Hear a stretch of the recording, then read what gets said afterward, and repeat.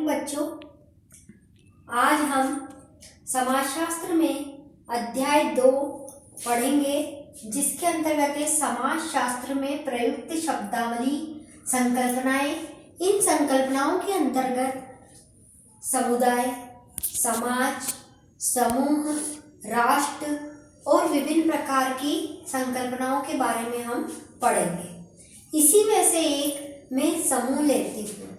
बच्चों, मैं आपको याद दिला दूँ कि लेसन फर्स्ट के अंतर्गत मैंने समाज का अर्थ, समाज का परिचय और समाज के उद्भव के बारे में पूर्ण जानकारी आपको दे दी थी।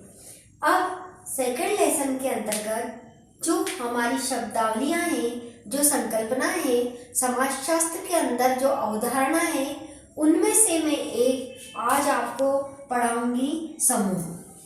समूह का मतलब है व्यक्तियों का संकलन। समूह का मतलब होता है व्यक्तियों का संकलन। समूह किसको बोलते हैं? झुंड को। अगर हम सामान्य अर्थ देखें तो समूह का मतलब होता है झुंड, लेकिन झुंड में भी एक अर्थपूर्ण अंतक्रियाएं होती है, उसी को हम समूह का नाम देते हैं।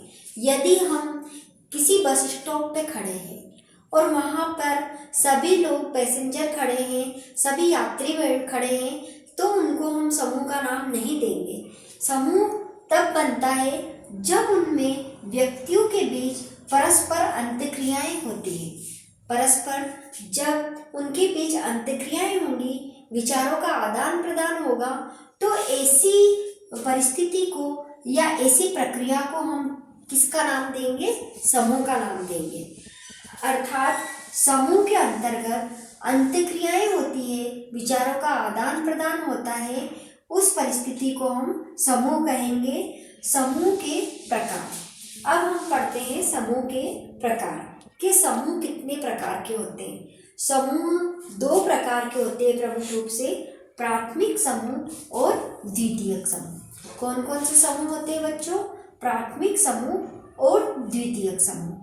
प्राथमिक समूह और द्वितीयक समूह दोनों की अवधारणा चार्ल्स फूले ने प्रतिपादित करी है। अर्थात प्राथमिक समूह और द्वितीयक समूह का जो सिद्धांत समाजशास्त्र को दिया है, वो चार्ल्स फूले ने दिया है। किसने दिया है? समाजशास्त्री चार्ल्स फूले ने दिया है। तो प्राथमिक समूह में चार्ल्स फूले ने 1909 में अपनी प्रथम पुस्तक लिखी थी, सामाजिक संगठन। अपनी प्रथम पुस्तक लिखी थी, सामाजिक संगठन। उसके अंतर्गत उन्होंने प्राथमिक समूह की अवधारणा प्रतिपादित की है। प्राथमिक समूह के अंतर्गत आता है परिवार, पास पड़ोस और खेल का मैदान। प्राथमिक समूह का मतलब होता है कि बच्चा जन्म लेते ही सबसे पहले जिन जिन लोगों के संपर्क में आता है, उसको हम क्या कहेंगे? प्राथमिक समूह। बच्चा जन्म लेते ही जिन जिन लोगों के संपर्क में आता है, उसको हम कौन सी श्रेणी में रखेंगे? प्राथमिक समूह की। अर्थात सबसे पहले एक व्यक्ति अपने परिवार से जुड़ता है, फिर वो पास पड़ोस से जुड़ता है और फिर वो खेल के मैदान में जाता है। ये उसकी प्राथमिक प्रक्रिया है जो प्राथमिक समूह के अंतर्गत आती है। इसके अंतर्गत अनौपचारिक संबंध पाए जाते हैं। अनौपचारिक का मतलब होता है किसी भी प्रकार की फॉर्मेलिटीज नहीं होना, संबंधों को एकदम शुद्ध भावनाओं से जोड़ना। ऐसी प्रक्रिया को हम क्या कहेंगे? अनौपचारिक संबंध, जिसके अंदर संबंधों में घनिष्ठता पाई जाती है तथा समीपता पाई जाती है। समीपता का मतलब होता है निकटता।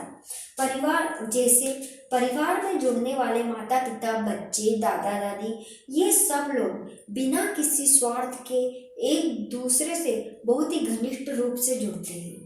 साथ ही पास पड़ोस के संबंध भी होते हैं, और जब बच्चा खेल के मैदान में जाता है तो वहाँ भी बिना किसी अनौपचारिकता के साथ एकदम खुले रूप से अपनी जीवन की प्रक्रिया चलाता है। इसको हम कौन सी श्रेणी में रखेंगे? प्राथमिक समूह की श्रेणी में।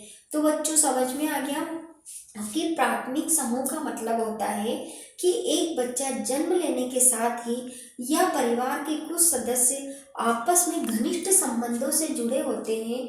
इसको हम प्राथमिक समूह में रखते हैं और इसको चार्ल्स कूले ने 1909 में इस सिद्धांत का प्रतिपादन किया। उनकी प्रथम कृति थी सामाजिक संगठन। अब होता है बच्चा द्वितीय समूह।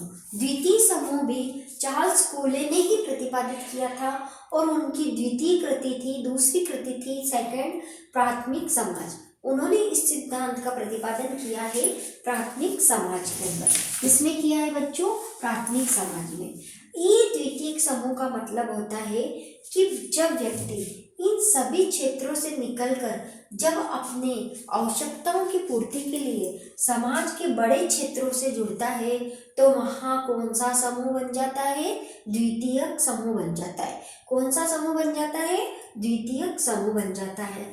इसके अंतर्गत शैक्षणिक संस्थाएं आती है, राजनीतिक संस्थाएं आएंगी, आर्थिक संस्थाएं आएंगी, चर्च आएंगे, मंदिर आएंगे, हमारा राष्ट्र आएगा, आर्थिक आएंगे और विभिन्न व्यापारिक संगठन आ जाएंगे। इसके अंतर्गत संबंध कौन से पाए जाते हैं? औपचारिक। यानी कि इसके अंतर्गत लोग बाग औपचारिक संबंध का मतलब होता है कि अपने स्वार्थ की और अपने हितों की पूर्ति के लिए जुड़ना, और जैसे ही अपने स्वार्थ की पूर्ति हो जाती है या अपने हितों की पूर्ति हो जाती है तो उस जगह उनका संबंध खत्म कर देते हैं। स्वार्थ की भावना, प्रतिस्पर्धा की भावना जैसे संबंध बनाने वाले समूह को हम कौन सी श्रेणी में रखेंगे? द्वितीयक श्रेणी की समूह में रखेंगे। कौन सी श्रेणी में रखेंगे? द्वितीयक समूह की श्रेणी में रखेंगे। ये हुआ आपके समाज का समाज के अंतर्गत आने वाले प्रमुख संकल्पनाओं में से एक है समूह। यह उसका विस्तार से हमने आपको परिचय दिया। आज के लिए इतना ही। अब मैं आपको गृह कार्य के लिए प्रश्न दूंगी जो आप अपनी कॉपी के अंदर नोट करें और उसके आंसर लिखें।